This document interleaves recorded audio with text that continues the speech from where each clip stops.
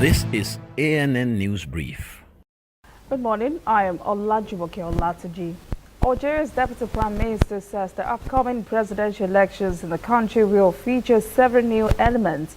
Speaking at the Moscow press conference after meeting with Russia's Foreign Minister Sergei Lavrov, Ratin Lamambro says for the first time everyone will be able to participate.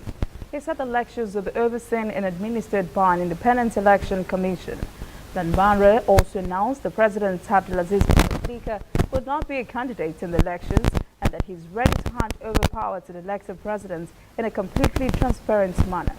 The Deputy Prime Minister also said the opposition will participate in governance after the election.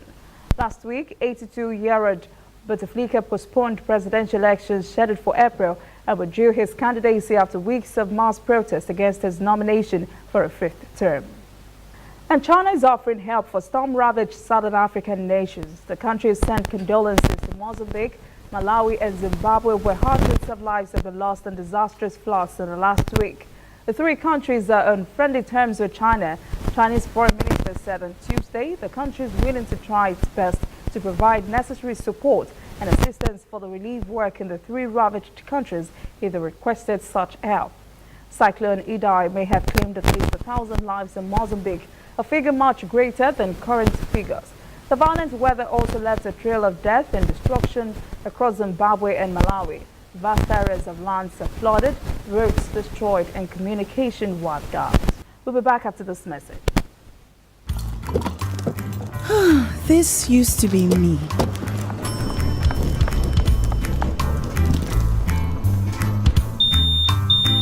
But that was before I got the perfect bag. It's handy and easy to use.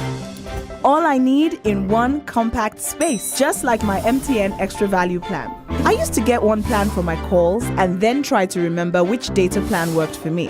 Roaming was a totally different ballgame. Not anymore. I've got the MTN Extra Value all-in-one plan. If you're a data buff like me, you get extra data with some talk time.